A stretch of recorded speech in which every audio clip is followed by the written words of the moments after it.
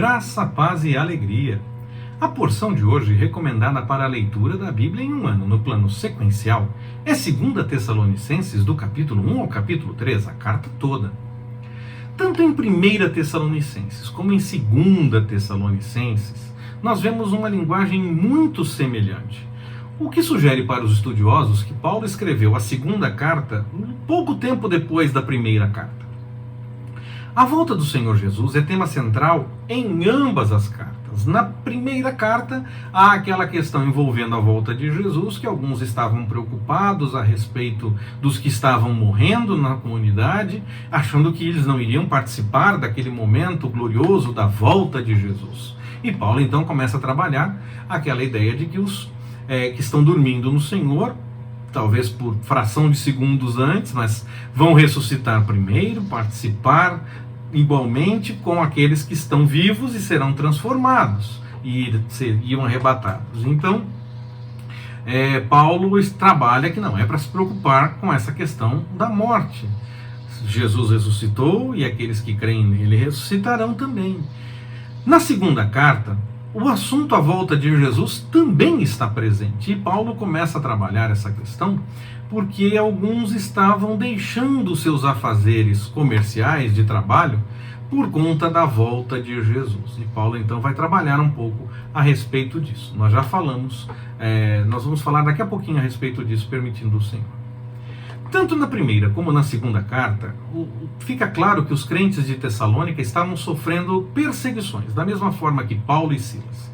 A perseguição aqui ainda não era por parte de Roma, era principalmente por conta dos judeus, que entendiam-se chamados por Deus a eliminar aquela corruptela, aquela corrupção de interpretação que saiu de dentro do judaísmo e que se tornou o cristianismo. Aquela heresia precisava ser combatida. E os judeus estavam perseguindo os cristãos num primeiro momento. Já havia sim um embrião da perseguição romana, mas ainda não era tão cruel como se tornou em pouco tempo depois. O próprio Paulo, ele é preso por conta de perseguição judaica e apela para César, e depois quando chega em Roma, Atos dos Apóstolos nos revela que a prisão dele não era exatamente uma prisão. Ele vai ter uma prisão mais séria depois, acredita-se nisso, mas em Atos dos Apóstolos nós não vemos essa realidade. Depois ele vai ter uma prisão mais séria, sim, envolvendo os romanos, quando a perseguição se torna mais séria a partir de Roma. Mas num primeiro momento, essa perseguição que Paulo está citando em Tessalonicenses, que tanto ele, Silas e os próprios irmãos de Tessalônica estavam se mantendo firmes diante dessa perseguição, era uma perseguição por parte dos judeus, que entendiam que tinham que eliminar aquela heresia. Eram chamados por Deus para fazer aquilo. A preocupação de Paulo está com a estabilidade espiritual da igreja. E isso levou Paulo a encaminhar Timóteo para acompanhar e fortalecer a igreja e buscar notícias, e também levou Paulo a escrever a primeira carta e depois escreveu a segunda. Nas duas, ele deixa claro que a estabilidade, a persistência e a paciência em meio às adversidades era um motivo realmente de louvor e gratidão. Por parte dele, Paulo, aquilo que os irmãos viviam e mantinham a sua persistência, a sua paciência, mantinham-se firmes na mensagem, aquilo servia para que Paulo louvasse a Deus e agradecesse realmente e reconhecesse nos irmãos que aquilo era uma realidade. Nós vimos isso em 1 Tessalonicenses, por exemplo, no capítulo 1, versículo 3, e vemos também em 2 Tessalonicenses, no capítulo 2, no capítulo 1 também, melhor dizendo, no versículo 4. Ainda assim, havia uma preocupação, como eu falei, ia comentar em seguida, havia uma preocupação com uma atitude desequilibrada com relação à volta do Senhor. Na primeira carta, era a questão dos que estavam morrendo, e Paulo então trabalha a questão da ressurreição. Aqueles que então dormiram no Senhor vão participar sim, porque ressuscitarão inclusive primeiro. E terão participação até antes daqueles que estiverem vivos naquele dia, segundo Paulo coloca como informação. Nesta segunda carta, no capítulo 3, versículo 11, quando Paulo trata essa questão ainda também envolvendo a volta do Senhor Jesus, ele diz: ouvimos que alguns dentre vós andam desordenadamente, não trabalhando, deixando realmente os afazeres comerciais. Parece que havia uma carta atribuída a Paulo, que não era dele, claro, e que fazia uma orientação a respeito da volta do Senhor, do dia do Senhor Jesus, que levou a essa interpretação errada. Essa carta pode ter sido tanto apresentada como se fosse de Paulo realmente, e dizendo que o ensinamento era dele, então era para acreditar, e aquilo tinha dado alguma interpretação errada, e a carta não era de Paulo. Pode ser que alguém tenha pego um texto qualquer e dito que era de Paulo, e aí a partir disso fez uma interpretação que levou para frente, e aquilo estava causando burburinho na comunidade de fé e trazendo algumas interpretações erradas, mas alguém é que estava falando, dizendo ter origem em Paulo, mas a pessoa assumia, não estava só mostrando o texto, estava assumindo uma interpretação, ou até mesmo alguém pode ter surgido na comunidade, um pregador itinerante, e tenha levado uma interpretação que fez esse entendimento se tornar uma realidade e causou todas as desavenças, por assim dizer, no entendimento a respeito da volta de Jesus, e que Paulo então trabalha nas duas cartas. Paulo trabalha no capítulo 2, versículo 2, que como que por espírito, talvez alguns carismáticos, por uma revelação qualquer, alguns estavam trabalhando que o dia de Cristo estava perto. Isso lá no capítulo 2, versículo 2. Ela pode ser então uma doutrina levantada por esses carismáticos que estavam começando a tentar interpretar todos os assuntos e dizer que havia revelação em todos os assuntos. Fico preocupado com isso, porque há sim situações em que o Espírito vai revelar, como fez aos profetas, e o Espírito vai revelar sim coisas a partir do nada. Mas neste momento em que as doutrinas cristãs estavam sendo confeccionadas, estavam tomando forma, a revelação era a partir de algo que já estava na palavra, que já estava no Antigo Testamento, no caso, a Bíblia que os primeiros cristãos tinham, estava nesse texto, e alguém então tinha uma revelação interpretativa desses textos, apontando para a mensagem do Evangelho, apontando para Jesus, ou essa coisa toda. É claro, havia sim interpretações novas, revelações novas, claro que sim, e eu não nego essa realidade. Mas eu me preocupo porque muitas vezes as pessoas apresentam as suas próprias vontades, os seus próprios desejos, e atribuem qualificações divinas e espirituais de revelação a coisas que são da sua própria vontade. Usam textos para pretextos e para simplesmente defender o que elas preferem, e não foi realmente revelação vinda do alto. Nós temos que tomar cuidado com isso, tanto por desdenhar uma revelação que venha do alto, porque é uma revelação dada pelo Espírito Santo, quando ela realmente vem do Senhor, ela é para ser ouvida e levada em conta, como devemos tomar cuidado para entender se há realmente uma relação com a palavra, se há uma relação com o que o Senhor normalmente revela, ou se é algo que a pessoa está apresentando apenas com base em sua própria vontade, em seu próprio desejo. Se a coerência está mantida ou se tem alguma coisa errada. É necessário avaliar os frutos, avaliar a história, avaliar o contexto de todas as coisas.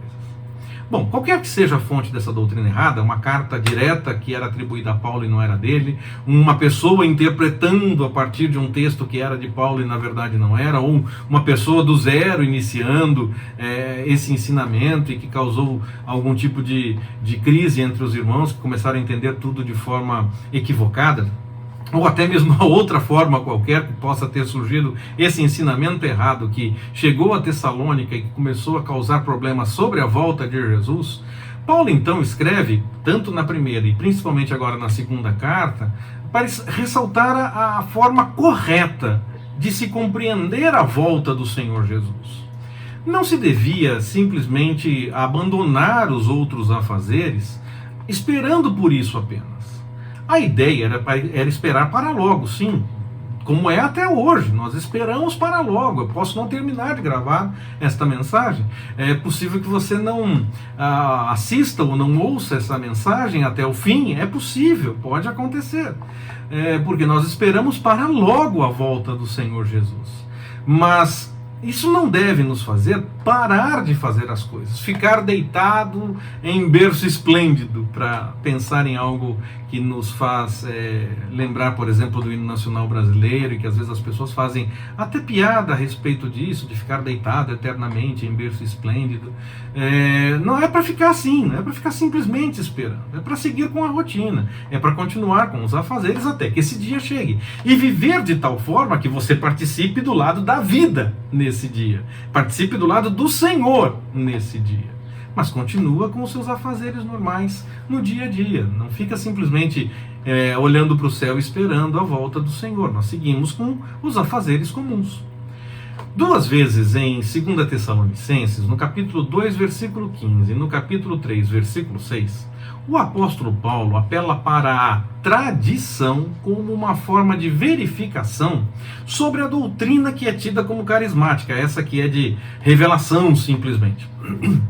Frequentemente nas suas cartas, Paulo relembra os seus leitores que eles deveriam continuar a vivenciar e a conversar e a pregar as coisas da mesma forma como ele já tinha ensinado antes, nas viagens missionárias, até em outros textos e tudo mais. Quem sabe até textos que não chegaram até nós.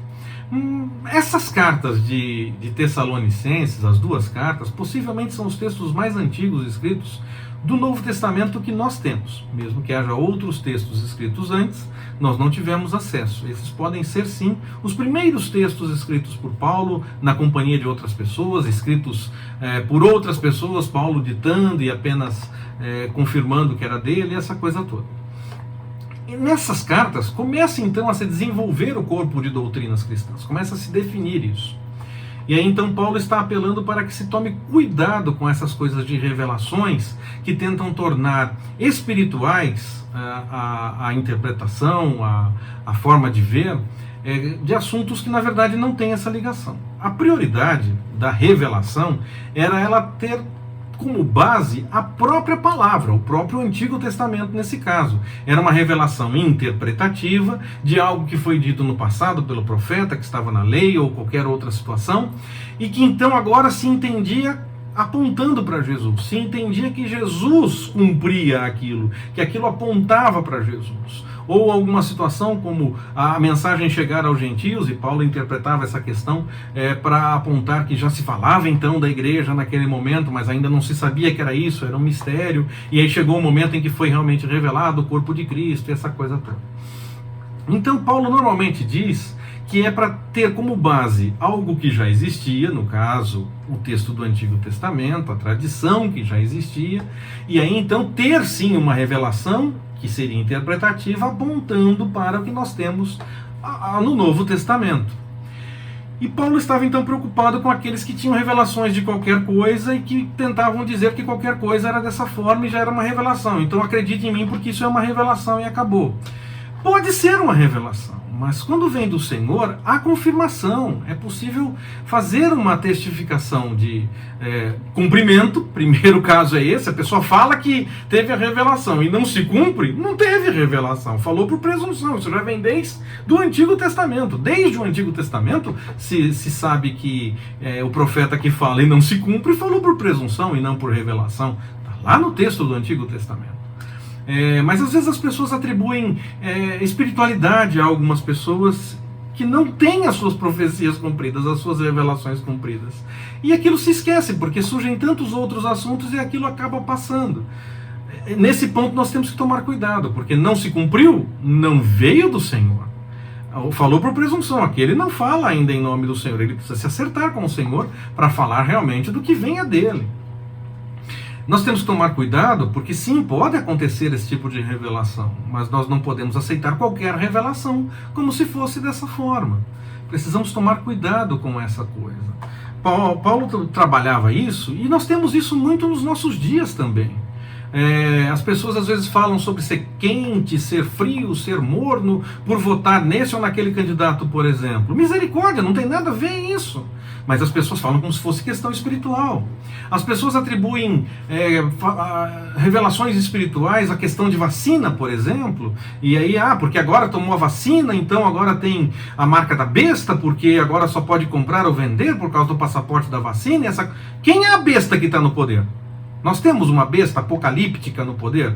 Existe, eu estou falando do Apocalipse, estou falando disso. Existe alguma besta apocalíptica no poder? Existe o anticristo que está no poder ditando as regras para que a marca da besta já esteja instituída? A menos que já tenhamos o anticristo no poder, nós não temos a marca da besta. Como é que vai ser a marca de alguém que não está no poder ainda? Misericórdia. Então essas revelações fazem pequeninos tropeçarem, achando que aquilo é espiritual, e isso não é. Nesse caso não é. Eu já comentei a respeito disso em nossas mensagens nessa sequência. Um pastor que é deputado federal, que na campanha de 2010 ia nas igrejas cristãs, igrejas evangélicas, dizendo que ia dizer a verdade ia libertar, para que pudesse votar na Dilma. Ele ia dizer a verdade, porque as pessoas ouviram muitas mentiras a respeito da ex-presidente Dilma, e que então ele estava ali para dizer a verdade ia libertar, e usava João 8,32 para essa definição, para dizer que ia libertar com a verdade as pessoas para que pudessem votar sim na Dilma. Eu não ouvi alguém dizendo isso. Ninguém me contou isso. Há vídeos no YouTube disso. Há vídeos. Esse pastor deputado falando com todas as letras que estava ali para falar a verdade que ia libertar para que pudesse votar na presidente Dilma naquele momento, na candidata a presidente que se tornou presidente e hoje é ex-presidente. Esse mesmo pastor deputado, eu não ouvi alguém falando, não, tem o vídeo, ele falando, da boca dele eu ouvi, é como se eu estivesse presente lá e tivesse visto. Não é vídeo editado, é vídeo real, é gravação do culto, ele pedindo voto no meio do culto, misericórdia. Vamos falar de Jesus, né? E esse mesmo pastor deputado, agora ele defende João 8,32 para chamar a atenção para o voto no atual presidente Bolsonaro. Então ele usa o texto para pretexto para enganar os crentes. Simples assim. Esse é o fruto. Isso não é julgamento. Esse é o fruto. É o fruto. O fruto dele ele usa o texto para pretexto para enganar os crentes. Ele está fazendo pequeninos tropeçarem.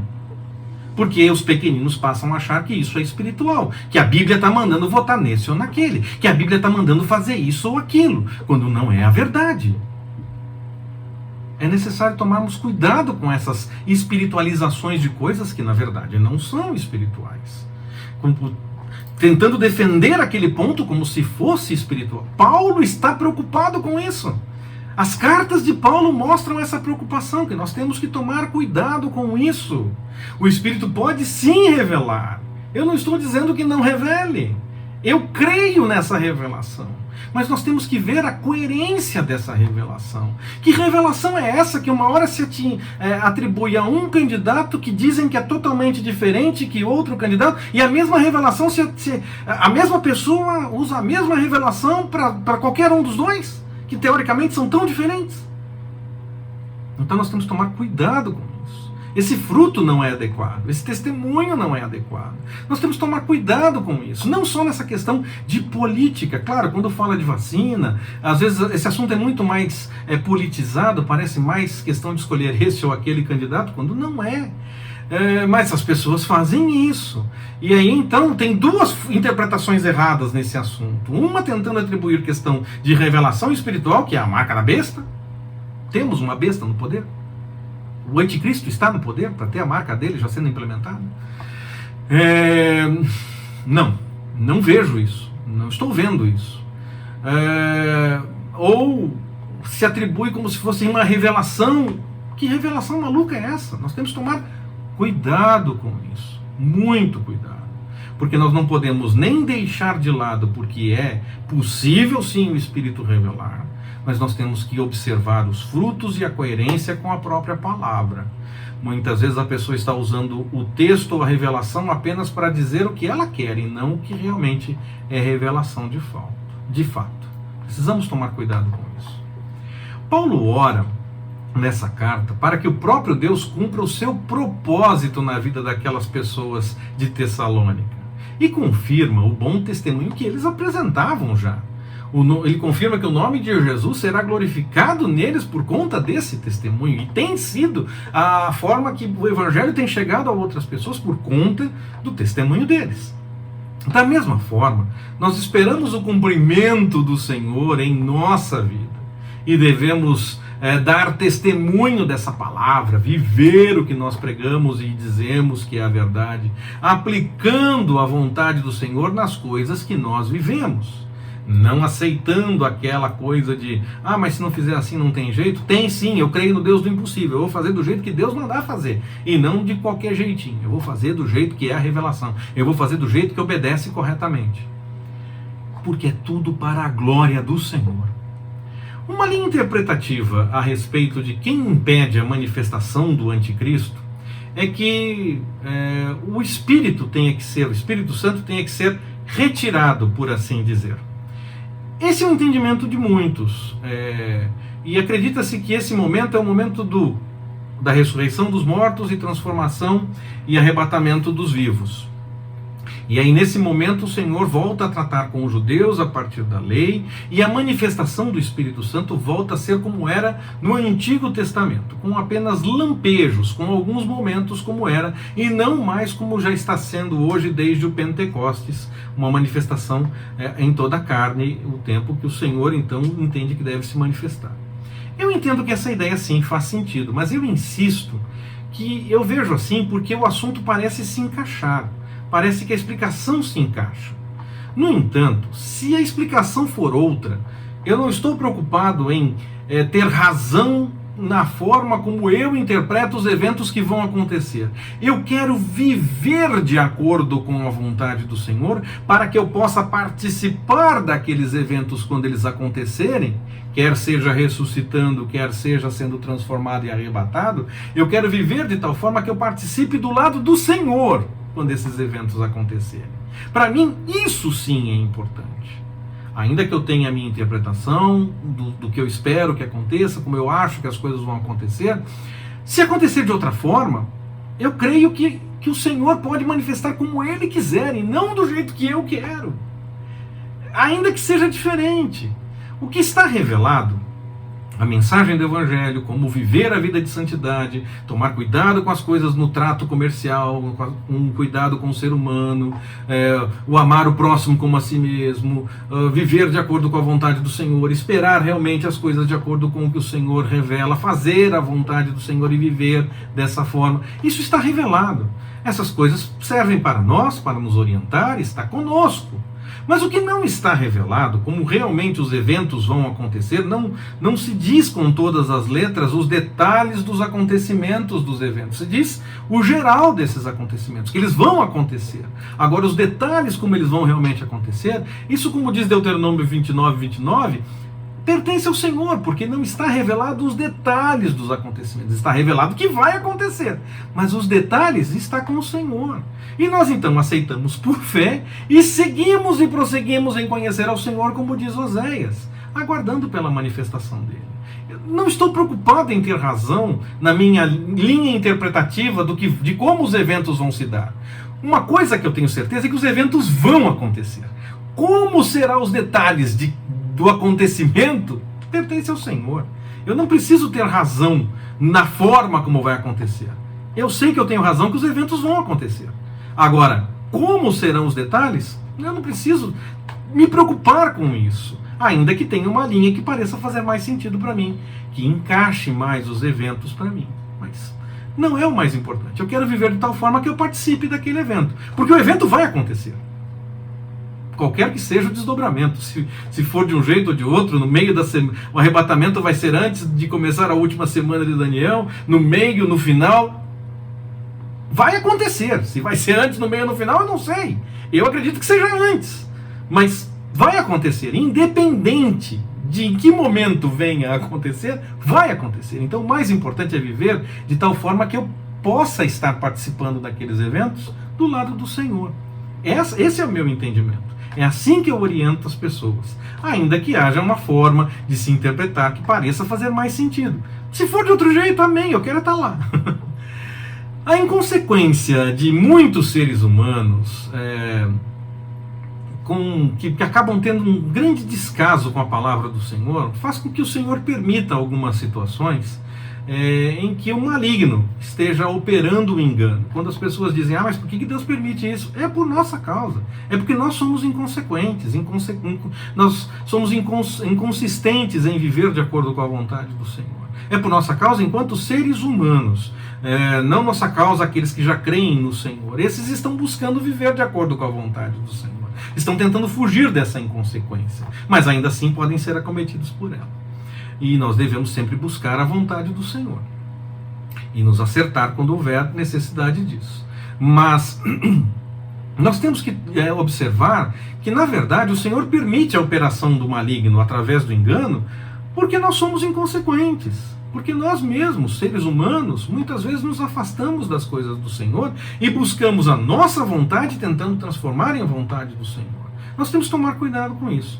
Os filhos de Deus já são guardados, mesmo no meio das crises, das dificuldades, e são fortalecidos na justiça. São guiados pelo Espírito Santo para seguir na direção de um entendimento adequado das coisas do Senhor, para que possam ter uma vida de santidade perante o Senhor, diante do que é revelado, do que já está revelado para nós, diante dessas coisas que já estão reveladas. E também nós somos fortalecidos em nossa fé para que possamos seguir na caminhada, mesmo diante daquilo que não está revelado com todos os detalhes. Porque nós sabemos que os eventos vão acontecer, mas não sabemos todos os detalhes. Mas nós aguardamos esses eventos sim. Eles vão ter lugar na história. Então nós somos fortalecidos por fé para seguirmos na caminhada, para que nós possamos vivenciar essa realidade, esperando pela manifestação do Senhor de forma completa no momento adequado. Que o Senhor nos abençoe. Forte abraço, até mais, permitindo o Senhor.